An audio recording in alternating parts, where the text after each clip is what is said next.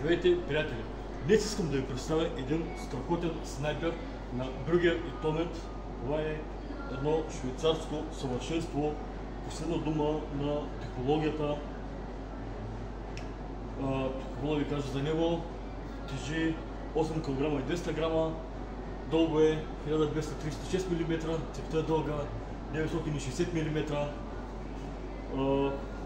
Абсолютно всичко е изпипано по този снайпер, с болтов затворе, който иска само 60 градуса завъртане за презареждане.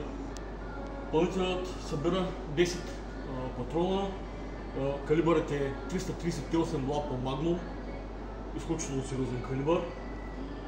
Тази пушка е предназначена за военни цели, за противопехотна пушка с много голям обхват.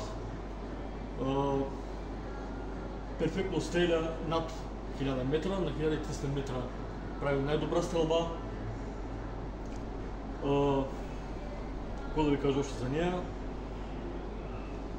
Както казахме вече, спускът е двустепенен, като се регулира на килограми на издърпване между килограми и половина, 2 кг и половина, а самият ход на спусъка може да се регулира от тук, да се регулира външно, без да е необходимо да се разглобява цялото устройство.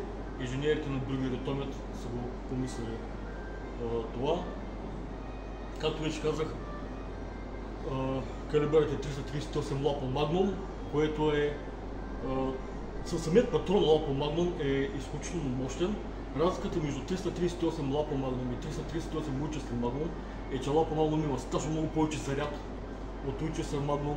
Тези патрони се правят специално за военни снайпери с минимум съпротивление на куршума.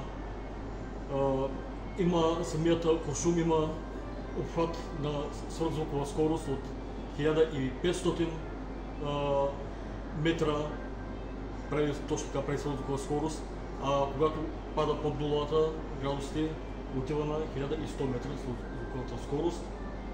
Това е снайпера Brugger и Tomet, супер качество, швейцарско, конструиран е 2007 година, почва да се произвежда 2008 година роден днешен.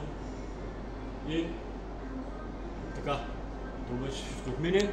Аз сега отивам малко да се поиграя.